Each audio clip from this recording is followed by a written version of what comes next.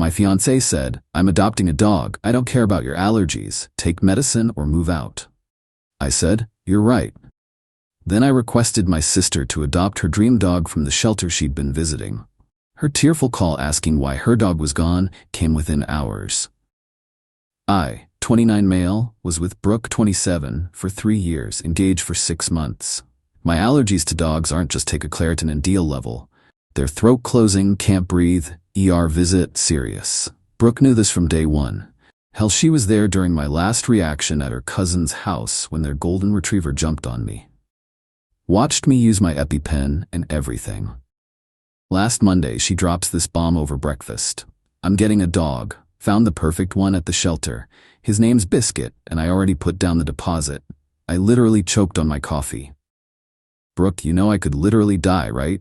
Stop being dramatic. Get allergy shots. Take medicine. People manage allergies all the time. Those shots take years to work, and they don't even work for everyone. Then maybe you should find somewhere else to live until you figure it out. I've wanted a dog my whole life, and I'm not letting your issues stop me anymore." Your issues? Like my medical condition was just an inconvenience to her lifestyle. "This is my apartment, Brooke. I've been paying rent here for 5 years. She rolled her eyes. "We're getting married. What's yours is mine. Besides, I've been contributing for 2 years now." Contributing. She paid for groceries and utilities. I covered the $2,800 monthly rent because she wanted to save for the wedding. "So you're really choosing a dog you've never even met over your fiancé?" "I'm choosing my happiness. God, why do you make everything about you?"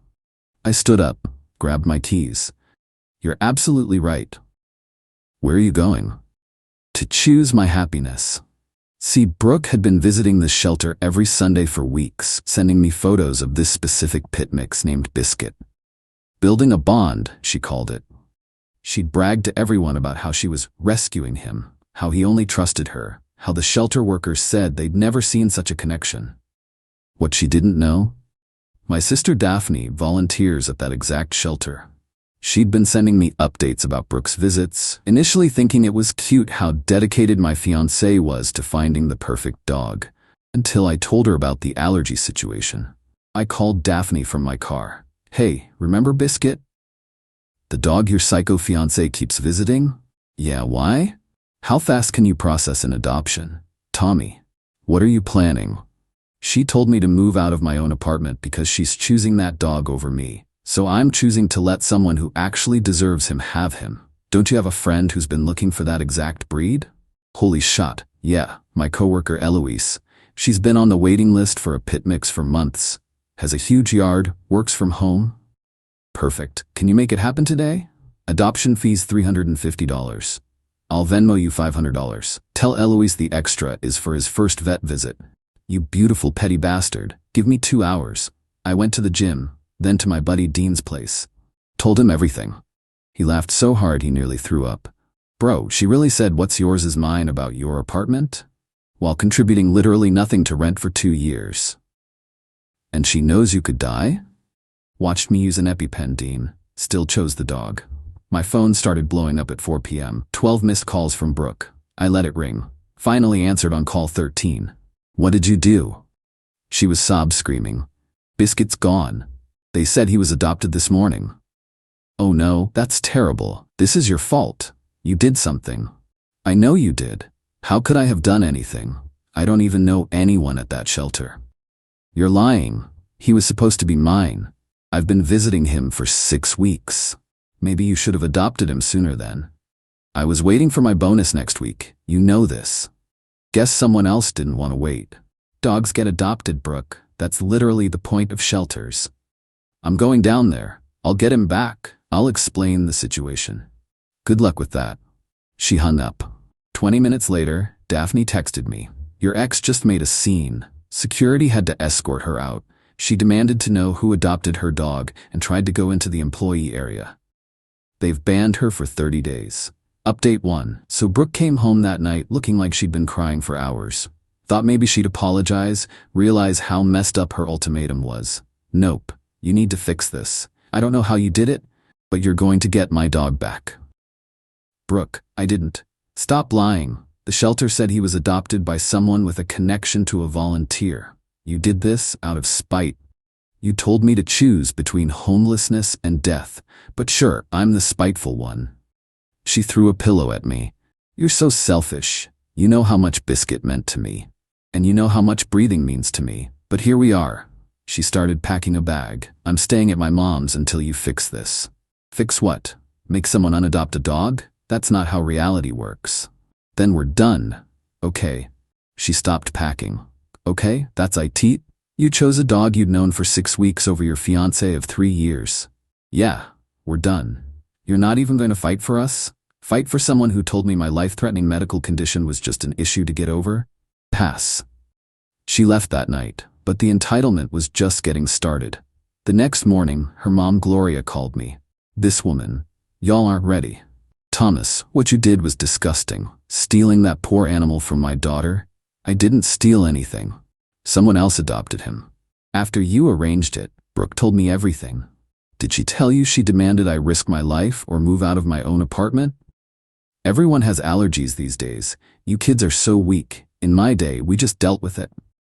In your day, people also died from allergies, Gloria. You're being dramatic. A little dog dander never killed anyone. I've literally been hospitalized 3 times. Well, maybe that's nature trying to tell you something. Did she just imply I should die? Cool. Qley. You're right, Gloria. Nature is telling me something. It's telling me your daughter inherited your compassion. How dare you? I hung up. Then came the text bombardment from Brooke's friends. Apparently, she'd told them I killed her dog to punish her. Killed. The dog. Her best friend Maddie. You're a monster. How could you put down an innocent animal? Her coworker Jade. Brooke's crying at work. Hope you're happy, dog killer. Her cousin Ramon. Bro, that's serial killer behavior. Get help. I made one Facebook post. For clarity, I didn't kill any dogs. The dog my ex wanted was adopted by another family. That's it. Anyone who thinks I murdered an animal needs to reassess their critical thinking skills. Brooke called screaming. How dare you make me look stupid? You did that yourself when you told people I killed a dog that's literally living happily with another family. You turned everyone against me. No, your lies did that. I just told the truth. This isn't over, Tommy. You ruined my life over allergies. No, you ruined your own relationship over a dog you didn't even own. Big difference. Update 2, y'all. The escalation was insane. First, Brooke tried to get back into the apartment while I was at work. The landlord, Mr. Hayashi, called me. Tom, your ex is here with a U-Haul saying she needs to get her things, but she's trying to take your TV? She doesn't live here anymore, and that TV was mine before we met. Don't let her in. Already didn't. She's claiming she has tenant rights. She was never on the lease. She's a guest who overstayed. That's what I told her. She called me a slumlord and threatened to report me to the city. For what? Following the law? Who knows? I've banned her from the property. Security has her photo now. Then she went nuclear on social media. Posted this long sob story about how I financially abused her by making her homeless, emotionally manipulated her by weaponizing my allergies, and isolated her from her emotional support animal. Biscuit was never her emotional support animal. He was a random shelter dog she'd visited a few times. But it got better. She started a GoFundMe. Help me rebuild after domestic abuse. Goal, $10,000. The description was wild. After years of control and manipulation, I finally stood up to my abuser when I tried to adopt a therapeutic companion for my anxiety. He responded by having the animal destroyed and throwing me out of our home. Now I'm homeless, traumatized, and need help starting over. She raised $3,000 in 2 days. That's when I got petty.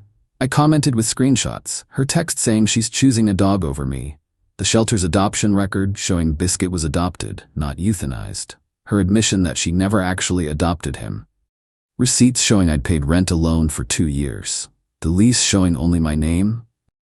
The GoFundMe was down within hours. She had to refund everyone.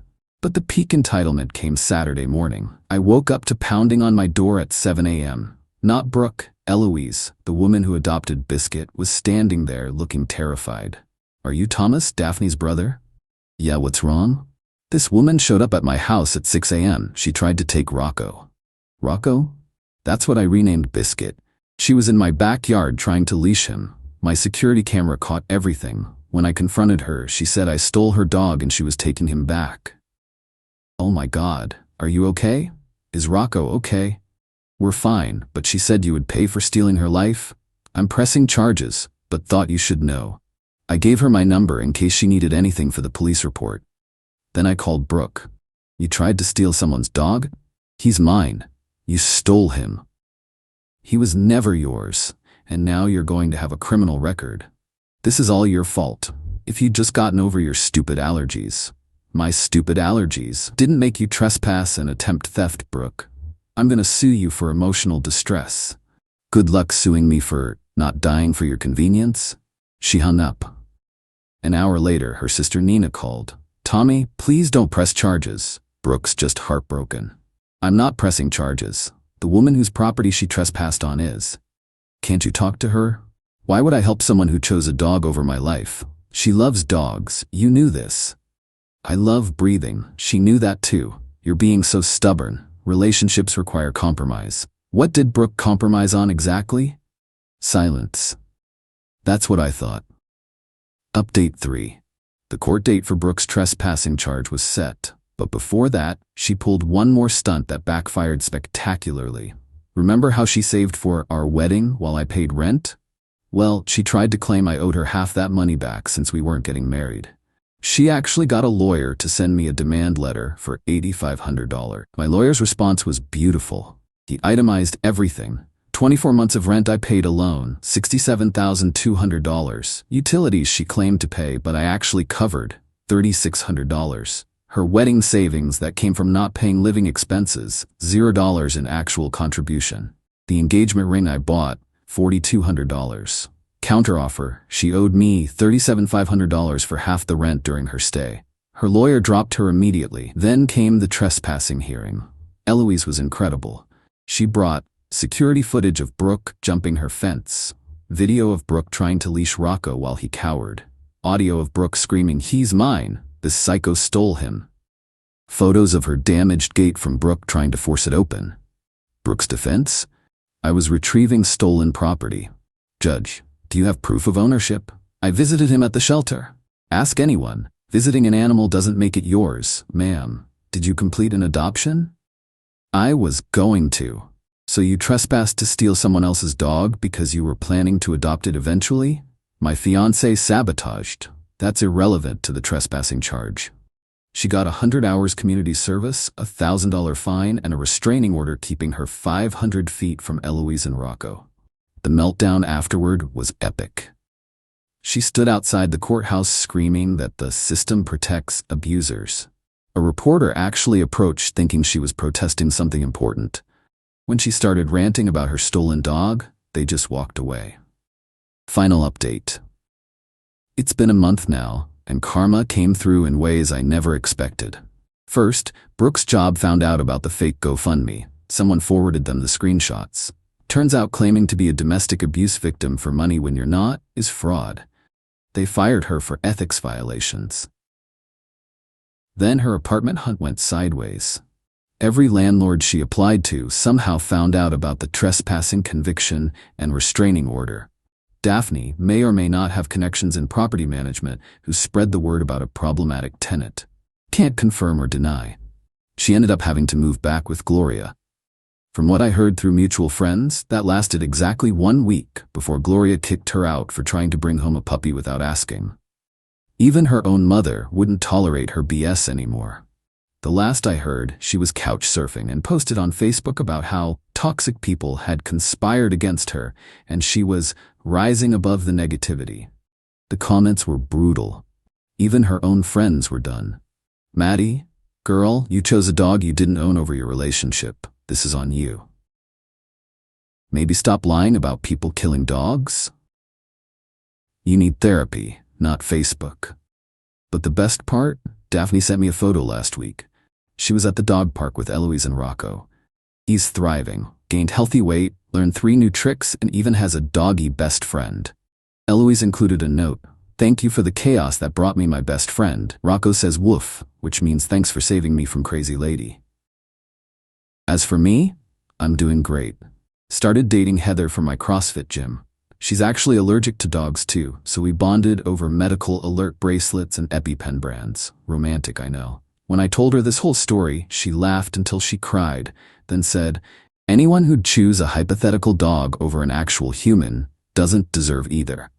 My apartment's never been more peaceful. I can breathe freely, literally and figuratively. Blocked Brooke and her flying monkeys on everything. Even got a promotion at work that I'd been too stressed to pursue while dealing with her drama. The other day, Dean asked if I had any regrets. "Just one," I said. "I should have let Daphne adopt that dog the first Sunday Brooke visited him."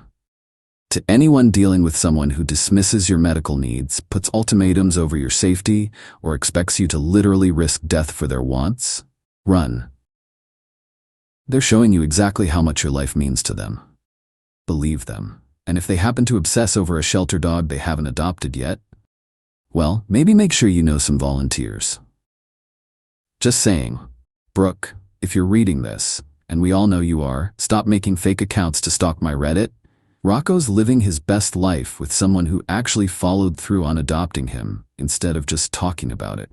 Maybe focus on getting your life together instead of blaming everyone else for the consequences of your choices. Oh, and Gloria? Your daughter didn't inherit just your lack of empathy. She got your entitlement too. Congrats on raising someone who thinks attempted dog theft is a reasonable response to not getting her way.